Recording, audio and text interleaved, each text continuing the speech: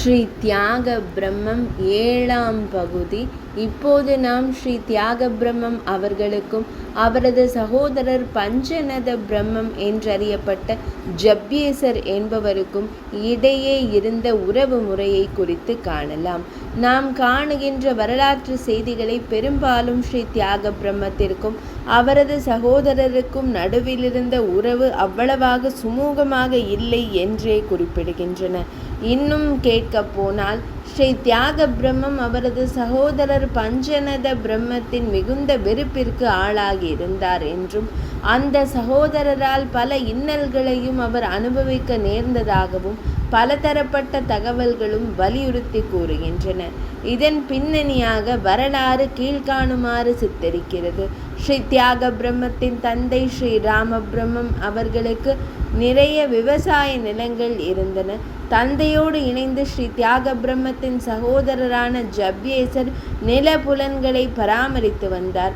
ஆனால் ஸ்ரீ தியாக பிரம்மம் ஆரம்பம் முதலே விவசாயத்தில் தம்மை ஈடுபடுத்திக் கொள்ளாமல் பஜனை, வேதம், சங்கீதம், தியானம் என்று பல்வேறு விஷயங்களிலும் தமது நேரத்தை செலவழித்து வந்தார். தந்தை உயிருடன் இருந்த வரையில் அதை அவ்வளவாக பாராட்டாத ஜப்யேசர் தந்தையின் காலத்திற்கு பின்னர் தாம் ஒருவராக நில புலன்களை பராமரிக்க இயலாமல் மிகவும் திண்டாடி போனார். தன் சகோதரன் தனக்கு கை கொடுப்பான் என்று நம்பி இருந்தவர் ஸ்ரீ தியாக பிரம்மத்தின் செயல்பாடுகளால் மிகவும் அதிருப்தி அடைந்தார். தமது வருத்தத்தையும் கோபத்தையும் அவர் வெளிப்படுத்திய போதும் ஸ்ரீ தியாக பிரம்மம் அதை கண்டுகொள்ளாமல் தம் வழியிலேயே பயணித்தார். ஒரு சமயம் தன் கோபத்தை அடக்கி கொண்டு ஜப்யேசர் ஸ்ரீ தியாக பிரம்மத்தை அழைத்து அவருக்கு புரிய வைக்க முயன்றார்.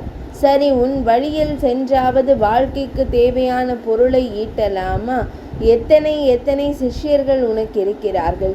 அவர்களிடமிருந்து ஏதாவது நிதியை பெற்றுக்கொண்டு கற்றுக் கொடுத்தால் நம் நிலையும் மேம்படும் அல்லவா என்று கூறி பார்த்தார்.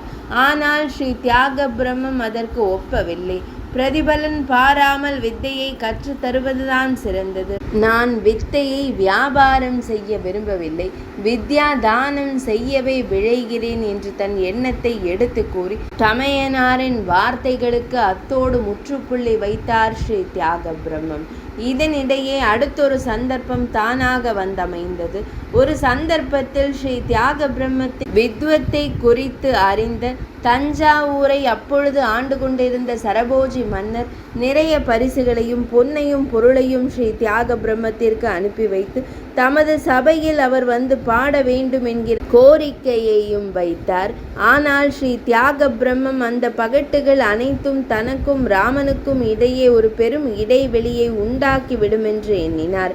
அதனால் அவற்றை அடியோடு நிராகரித்தவர் தமது எண்ணத்தை நிதிசால சுகமா என்று கீழ்வரும் பொருளில் ஒரு பாட்டாக வடித்தார். மனமே நீயே கூறு, இன்று மகிழ்வை தருவதும் எதுவென்று, தினமே செய்திடும் இறை சேவை தனக்கும் உண்டோ ஈடிங்கு, தயிரும் பாலும் நறுந்தேனும் தருமோ நல்ல சுவையொன்று, உயிரினும் இனிய ராமனை நீ உண்ணுதல் அன்றோ மிக நன்று, கங்கை ஸ்நானம் தருமின்பம் கனகமும் வைரமும் தந்திடுமோ, கண்டவர் மேல் நீ பாடுவதும் கடவுளின் துதி போல் ஆகிடுமோ. இப்பாடலை கேட்ட அரசாங்க சேவகர்கள் வந்த வழியே திரும்பியதாகவும் அதனால் ஏமாற்றம் அடைந்த ஜப்யேசர் சினமடைந்து ஸ்ரீ தியாக பிரம்மம் ஆராதித்து வந்த ஸ்ரீ சீதாராம விக்கிரகங்களை காவிரியில் தூக்கி எறிந்ததாகவும் செவிவழி செய்திகள் கூறுகின்றன.